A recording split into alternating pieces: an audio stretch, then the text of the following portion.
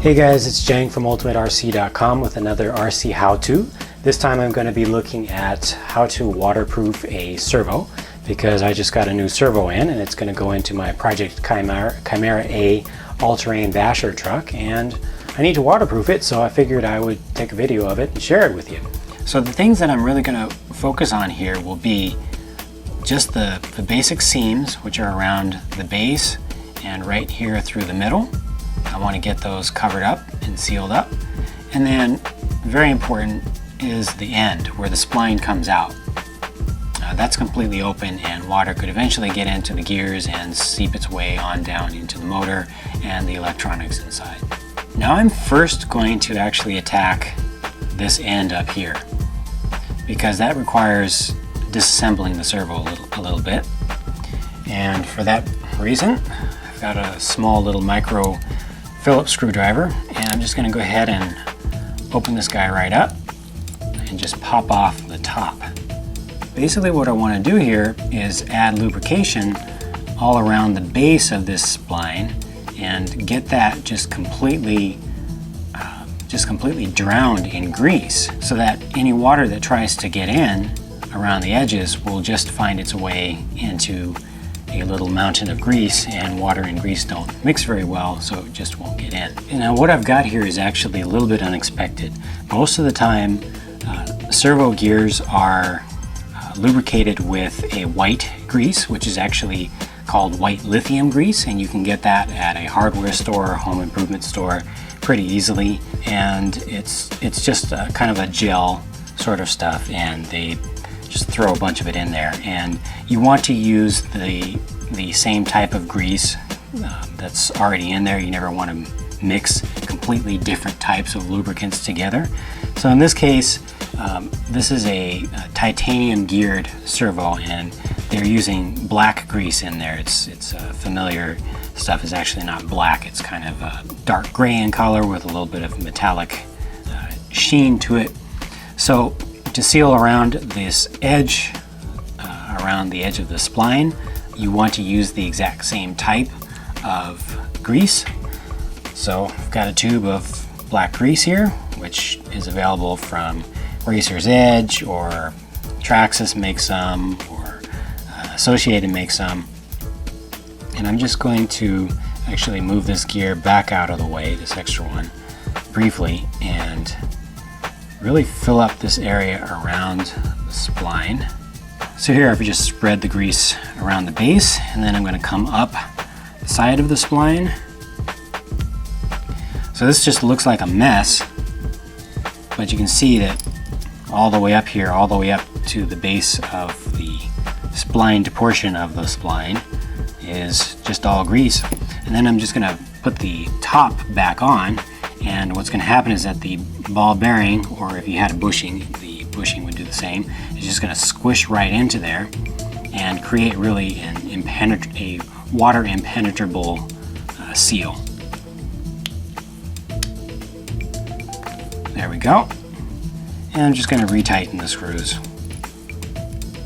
Now what I could do is just completely seal up the entire outside. You can get some silicone sealant, you can get this liquid tape stuff, which comes in a can. Actually has a brush built into the can, so you can just spread that all over it, all around the seams. Or you can use the spray stuff, like this Plasti-Dip, comes in an aerosol can. Well, a couple things you don't want to cover up, particularly on this servo. Well, one, of course, you never want to spray a rubberizer onto your spline. You need those teeth to be exposed so that your servo saver or your servo horn can still be able to fit onto there.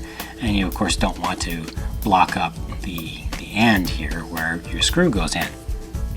In this case, I don't even care to cover up the label, because I've got a whole bunch of servos and I like to be able to see which servo that I'm grabbing and not have to memorize the size and shape of them and how the wires are twisted. Also, this servo has a case that is not all plastic. All this down here is aluminum, and it's fins to release heat, because this is a very high powered servo. So I don't want to cover that up either, because covering it up is going to reduce the ability for heat to transfer out of this unit. Basically what I want to cover up are just the seam around the bottom, this exit right here where the wires come out, and the seam that goes around the middle. So everything else I'm just going to mask off with masking tape. And this tape is wider than I need it to be, so I'm then going to follow up with an X-Acto knife and just cut out the areas. I also don't want to get any sealant on the ears here, because I just don't want them to get gooped up. Makes them harder to attach. And there you go.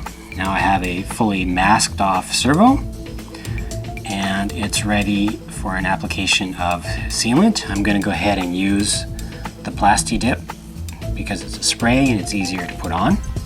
And because I've masked this off, it's not going to get anywhere that I don't want it to. So I won't need to worry about trimming it off afterwards or anything. This is good to go.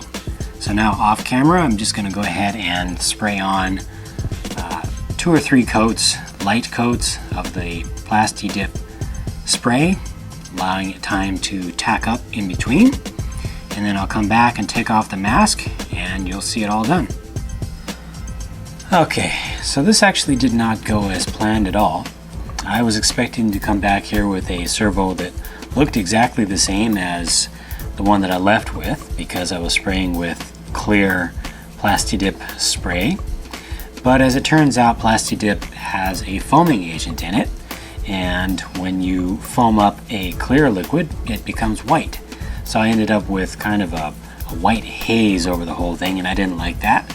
So I took out the brush-on electrical tape, a liquid electrical tape, and brushed that on here.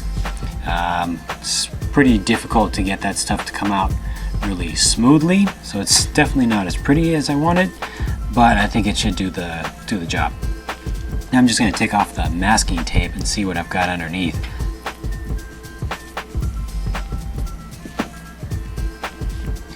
And there we go. So like I said, it's not the prettiest thing that I've ever done, for sure, but I've learned my lesson with the clear Plasti Dip. I've had really good success with the regular black Plasti Dip spray, but the clear just doesn't come out clear, it comes out white. But here we go, waterproof servo.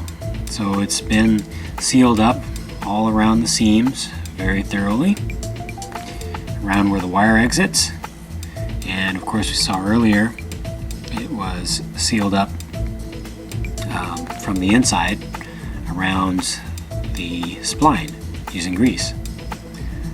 So that's that. Hope this gave you some ideas for how to waterproof your servos or possibly some other types of items. It's all about finding where water can get in and sealing up those areas without sealing up anything that shouldn't be sealed. Hope you enjoy that, and I will talk to you again next time.